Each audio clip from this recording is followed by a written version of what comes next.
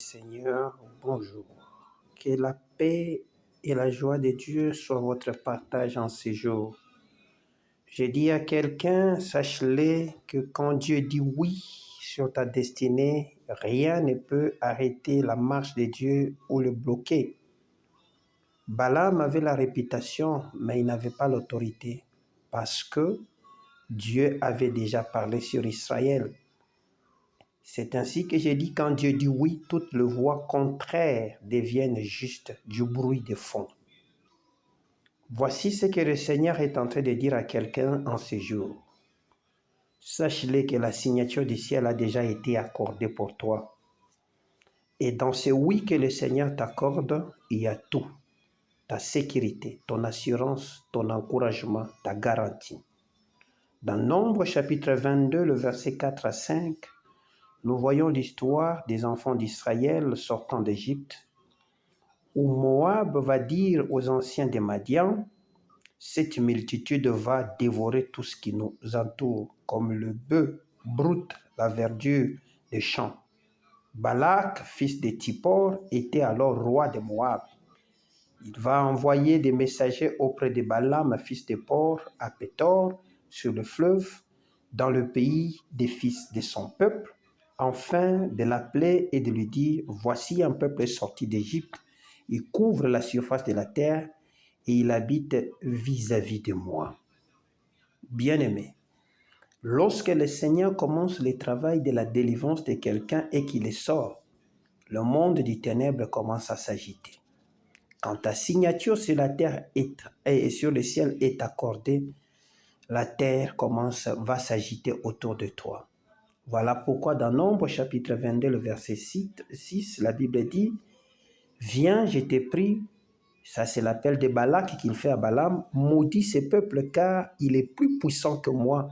Peut-être ainsi pourrais-je le battre et le chasser des sécheresses du pays, car je sais que celui que tu bénis est béni et celui que tu maudis est maudit. » Bien-aimé, je dis à quelqu'un, c'est que sache-le, quelles que soient les paroles et les déclarations que le monde des ténèbres peut faire sur toi, cela restera nul et sans effet. Pourquoi? Parce que la malédiction sur Israël n'a pas pu se faire pour la simple et bonne raison que ce peuple avait déjà reçu la bénédiction de Dieu.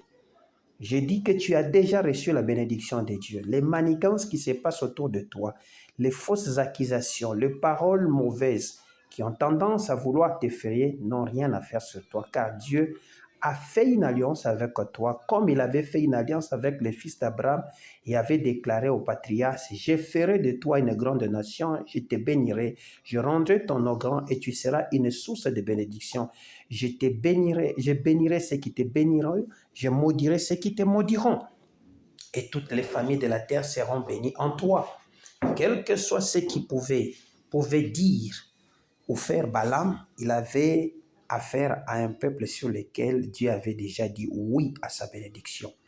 Dieu a déjà dit oui à ta bénédiction. Quel que soit ce qu'on peut faire, t'accuser, dire que tu fais des trafics, que tu es dans telle histoire, Dieu a déjà dit oui. Et à propos de ce oui de Dieu, l'apôtre Paul nous révèle dans sa deuxième lettre aux Corinthiens, à partir au chapitre 1er du verset 19 à 20, que en ce qui concerne les promesses de notre Dieu, c'est en Jésus qu'est le oui. Donc Jésus est devenu le oui de Dieu pour l'humanité. Voilà pourquoi nous disons Alléluia et nous disons Amen, parce que Dieu est là. En effet, ce que vous deviez comprendre, par Jésus, Dieu a dit oui pour le salut du monde, oui pour ta délivrance, oui pour la réconciliation, oui pour le pardon, oui pour la rédemption, oui pour ton mariage, oui pour ta bénédiction et personne ne pourra t'arrêter. Oui pour ta justification, oui pour ton adoption par Jésus-Christ. Dieu a dit donc oui pour notre relèvement et notre restauration. Nous disons Amen. Mes amis, Dieu avait dit oui pour que l'apôtre Paul aille à Rome témoigner de sa foi devant l'empereur César. Ainsi, en dépit des situations difficiles qu'il a vécues, tempêtes, naufrages, morsures de serpents, rien ne pouvait empêcher Paul d'arriver à Rome, car Dieu avait déjà dit oui. Bien-aimé, j'ai dit, en dépit des difficultés, des troubles, des tempêtes, des maladies, des accusations et de tout ce que le monde des ténèbres est en train de faire, rien ne pourra t'empêcher d'atteindre Rome, c'est-à-dire les pays de ta bénédiction, afin d'annoncer la parole du Seigneur comme Dieu l'a déjà dit. Parce que tu appartiens à Dieu et tu sers Dieu. Bien-aimé, sache-le, mon frère et ma soeur, personne ne peut annuler les décrets de Dieu sur ta vie. Toi seul, par ta désobéissance, ton orgueil, ton manque de reconnaissance à l'égard de Dieu, peut changer ta bénédiction en malédiction. En entendant, réjouissons-nous de savoir que nous avons été bénis de toutes sortes de bénédictions en Christ, c'est-à-dire du oui, que l'enchantement et la divination ne peuvent rien contre nous, fils d'Abraham, que nous sommes par la foi.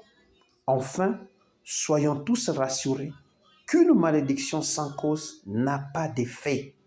Voilà pourquoi je déclare ce soir, sois béni au nom de Jésus de partout où tu es. Sache-le que le ciel a déjà signé ta réussite. Voilà pourquoi tu vois cette agitation. N'abandonne pas, poursuis parce que le Seigneur est avec toi. Amen.